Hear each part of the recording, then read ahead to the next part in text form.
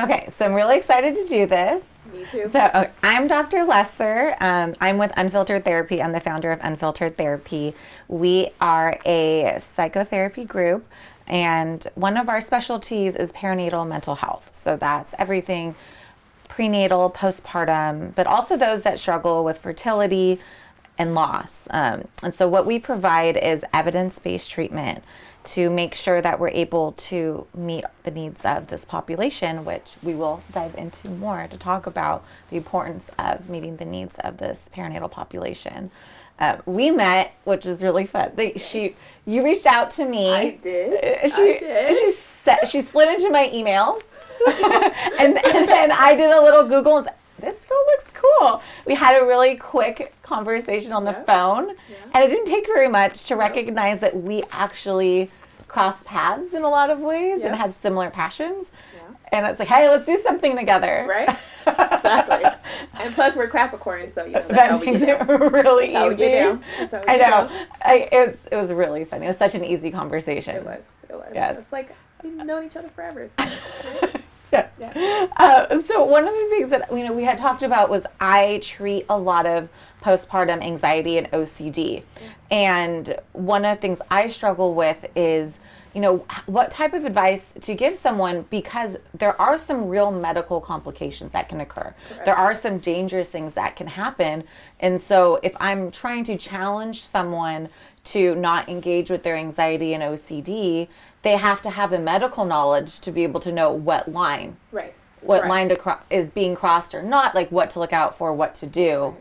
And so that's why I thought it'd be amazing for you to be able to talk about your medical knowledge when it comes to this stuff. Yeah.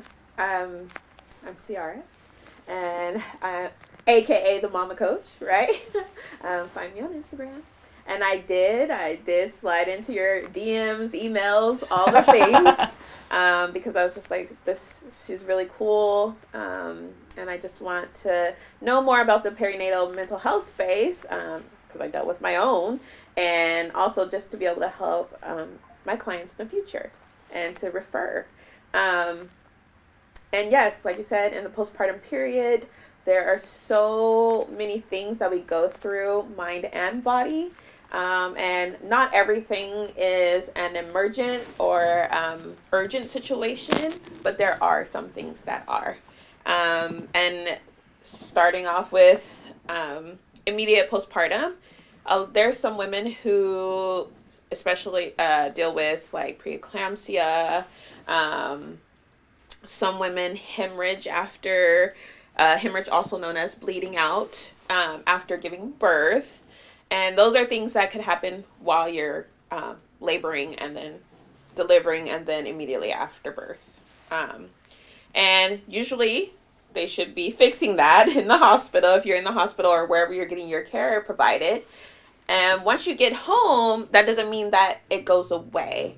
There are plenty of women who deal with preeclamptic symptoms even after they deliver their baby. And honestly, you could have complications up to 1 year postpartum. That is a crucial time to be really mindful of your body and your mind.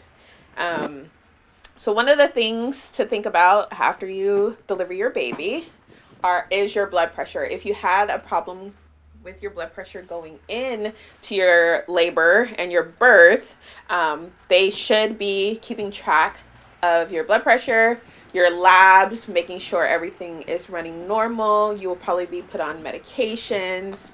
Some of the symptoms of high blood pressure is sometimes having a headache, a severe headache, blurry vision, or even just changes in your vision.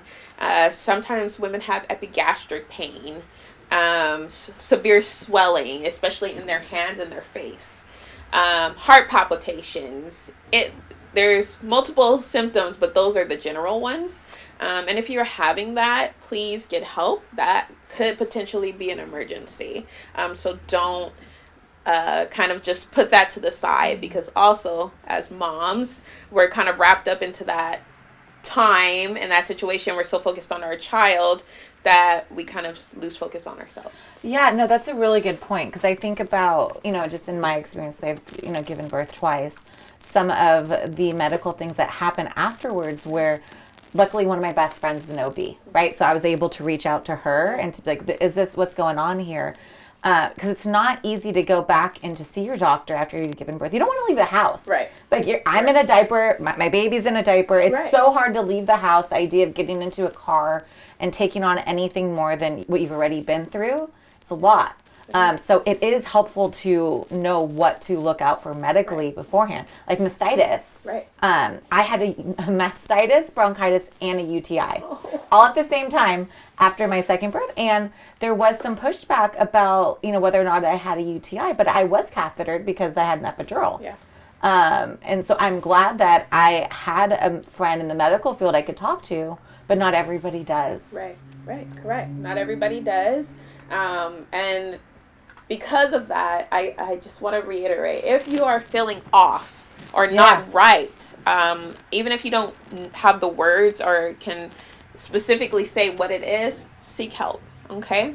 And then they can say like yay or nay, but seek help. Yeah. Either way.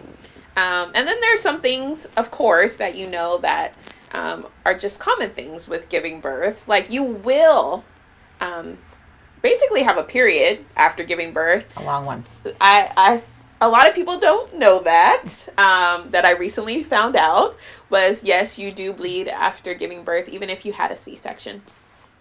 So that can be normal. What is abnormal is like bleeding through a pad, especially within an hour or two. You shouldn't be soaking pads. It should be, again, more like a period. Unless you've had really bad periods or really heavy periods, you should get that checked out anyways. Yeah. But like you shouldn't be just bleeding through pads like within an hour or two of the time of changing it. That is an emergent situation. You should go to the hospital. But otherwise you will have a period and you will have engorgement. That could be normal. Mainly it's just getting the milk out is how you fix that.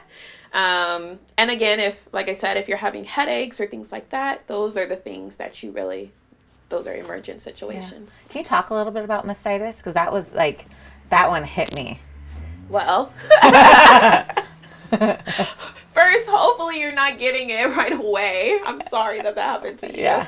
But basically it's like inflammation of like your milk ducts. So, it pretty much you need to get the milk out. It is very painful. Mm-hmm. There are remedies. You can get sick, like have a fever and things like that. Yeah. So definitely reach out to your healthcare provider. It's not necessarily an emergent situation, but if you allow it to go long term without getting help for it, then it could potentially turn into something more than the normal stuff. But mastitis is pretty much inflammation, potentially infection of like your milk ducts and things like that. Yeah, and I think it's tough because you do want the milk out, but like for me, I struggled with engorgement and oversupply. Yeah. And so you don't want to take out too much because then it increases. Right. It's supply and demand, right? And so like for me, it definitely turned into an infection both times. Yeah. And then, for some people, after giving birth, if you are breastfeeding, you're concerned about giving them antibiotics, right? Because as you're taking antibiotics, they're also getting antibiotics. Right. But one of the things I was told was that it was perfectly safe. Yes. That it's important. You have to be able to treat the infection. Otherwise, it just gets worse. Right. Correct. We've had people who've done so much research out there, and I know sometimes within the space of social media, we're getting a lot of different information and misinformation, but there are literally people who dedicated their lives to studying medications and studying medications in different populations. And so we've already established antibiotics that work well in pregnancy and postpartum and while breastfeeding. They have a whole list. So please reach out to your doctors, your providers, nurse practitioners, whoever you see, midwives, and please take the medicine if that's what's prescribed for you because it's safe. Yeah. Good, thank you. Yeah. Can we talk a little bit about infant care Sure. and all of those things to look out for? Because it's, so you leave the hospital, right? I mean, like I said, I've been here and you have this child. Like, how are they trusting me with this thing? Am I equipped? Do I know what to do? Right. This doesn't feel right. And then there's, your job is to keep them safe. Your job is to keep them alive. Right. And, you know, depending on what your pregnancy or birth experience was, you know, you may have almost lost them. There could have been complications. And so your anxiety is already heightened as you carry that trauma with you into the home with your baby. Right. And so, yeah. Can we talk a little bit about infant care and Yes. how to keep them alive? How to keep them alive. And and also how to separate from that fear a bit, you know? Right. Well, for one, I don't think that any of us could ever, like, you're going into it, I feel like you're gonna have fear just because if you've never done it. Yes. Right. Even the second time I was like, right. I don't remember. This one's different. I don't know. But if the fear is obviously overwhelming you, as you know, then that's a problem, right? Yes. But as for most of us, same thing for me and my husband. They gave us our baby, and we struggled. We had infertility, and we did IVF, so that was a whole other thing, and a lot of anxiety and depression that kind of went even through the pregnancy, and then that I had postpartum. But they gave us a baby, and we left, and I was just like, okay, we'll be fine. And then we get home, and I was like, we're not gonna be fine.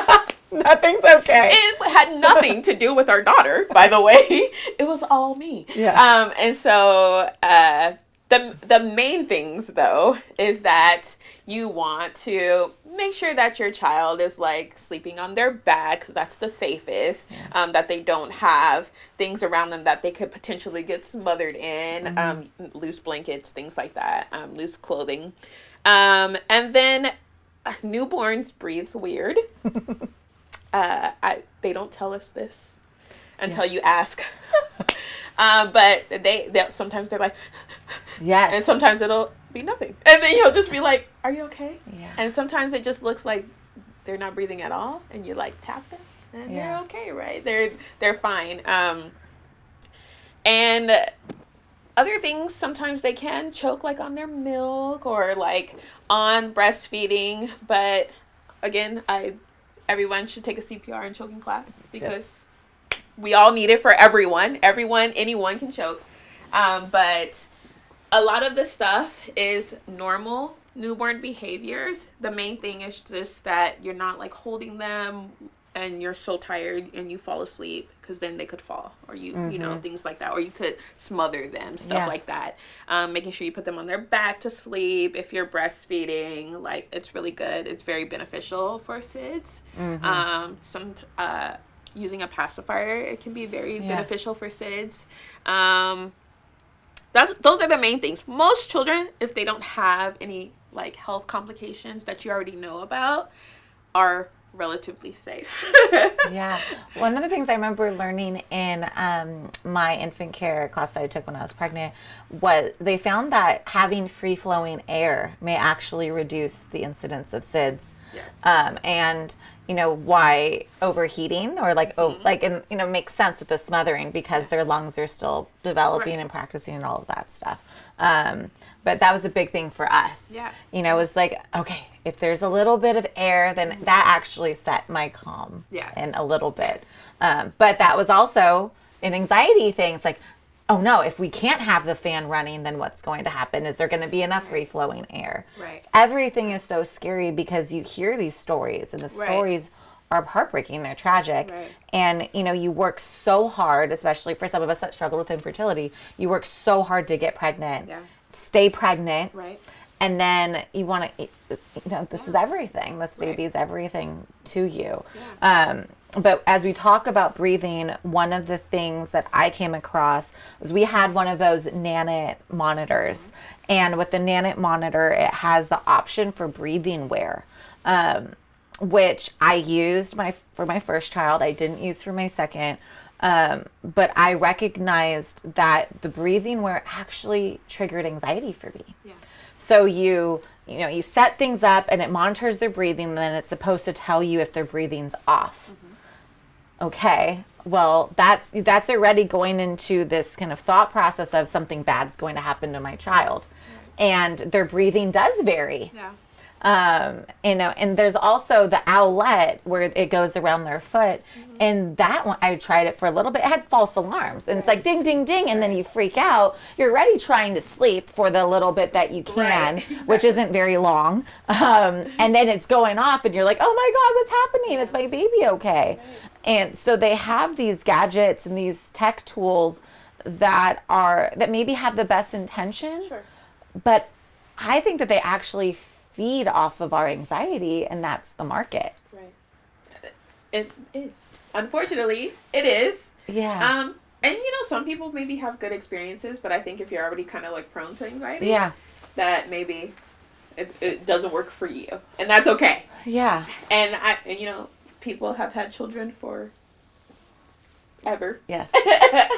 And they didn't have these things before, right? Mm-hmm. And I think that, just like I said, implementing the safe things, obviously being aware of your child's health, is really what will help, keep them safe overall. Yes, I agree. And so by doing, like a CPR class, a basic newborn care class, by getting the medical knowledge, you can use that knowledge to challenge some of your anxiety. Correct. Right, but you have to have that actual factual knowledge in order to know what to challenge. Right. Because, they are living and you are in charge of keeping them alive. Correct. And then also, if you know that you have people in your life who are kind of also heightened. Yeah. If you already have the knowledge, you can kind of combat the fears of others. Yes. And I think it's really easy to get under the fears of others when you first have a child because of the things that are going on personally with you and the fact that you just are focused on keeping this little human safe. Yes. So knowledge is power. Absolutely, it is. So, when we are looking at someone struggling with anxiety or OCD, and they're slipping into these behaviors that are a bit compulsive, like checking. So that would be like constantly checking the breathing, waking up in the middle of the night to check on the baby, any sort of rigidity. It's so even about like contamination related things. So some people engage in excessive hand washing or washing of clothing, sanitizing, all those practices. It is important as the baby's growing, right? They're building their immune system to keep things clean. Right. But it can be kind of easy to slip into more of an obsessive thing. I remember watching this, it was a documentary on Netflix where it actually talked about how exposing the baby to like certain germs and animal like hair, it actually builds their immune system for when they're older. Right. But then there's that flip side of we have to keep everything clean. I don't know if you have anything you wanted to add around that. I think initially, like in their newborn state, it's important to try to keep things relatively clean. Obviously, like they're not on the floor at that time or stuff like that. It's more like hands, making sure people have their hands, or if they're sick, not maybe coming around. And that's mainly because in that newborn stage, they don't have any vaccines yet. And then also their immune system is so immature that they can easily get sick, and it could turn into something like way more serious. But once you get through that and they start getting their shots and different things like that, then I think it is good that you have them exposed to different things, because that is, like you said, how they start to build their immune system. I mean, even now with our child, like she uses a pacifier still, and she throws that thing everywhere. And I used to be like, oh, we need to wash it. Oh, we need to wash it. But now I'm just like, it's not worth the wash sometimes. We just washed it and she just threw it back on the ground. Like, girl, you good. Our floor is clean enough. The antibodies are building. Right. The antibodies are building. So, yeah, I think in the beginning, it's maybe to be a little more cautious. Obviously, I don't think it's something that you should overwhelm yourself with, but just the normal things of like, what we should be doing, washing our hands when we use the bathroom, things like that, until forever. Let me make sure, wash your hands forever. But in the sense of like being a little more cautious is probably in that new period for them. And then once they're, more mobile and they've gotten, their immune system has started to build, then you can let them loose a little more and feel more relaxed, hopefully, that they'll be okay. Because we know, especially once they go to daycare, it's like... Yeah, they're exposed to everything. Everything. Yeah, so, it could be good to establish some boundaries for yourself when it comes to hand washing. So maybe after a diaper change, before a feed, but you don't necessarily need to wash your hands every time before you hold your baby. No. That's something that it looks a bit more like anxiety based. Feeding makes sense, especially if, in any type of feeding, if you're holding a bottle, if you're like touching your breast, or if somebody else is helping with feeding. And if anybody's helping to care for the child, it makes sense for them to wash their hands before touching the baby, because they're not exposed to them all the time. Maybe but I think it's trying to figure out some sort of balance in the home. I think also obviously your home has your germs, right? Yes. Like that you already live in that. Yes. Same thing for your baby. And so I think like when you're coming in from outside, wash your hands and stuff like that. But once you're like inside, I think you can ease off of that, right? Unless, again, maybe you're going to prepare food or you're feeding or like went to the bathroom or things like that. Yeah. So, it doesn't have to go to the extreme. Exactly. And let's say that you're doing the best that you can. The baby's crying, they're hungry.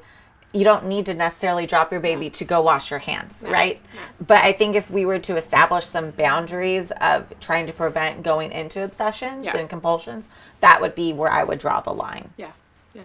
Definitely. But it's difficult to navigate these things. It is. You're doing the best that you can, but it's not easy. It's not easy. And again, if you have a lot of outside voices, that can increase the need or the feelings of doing more.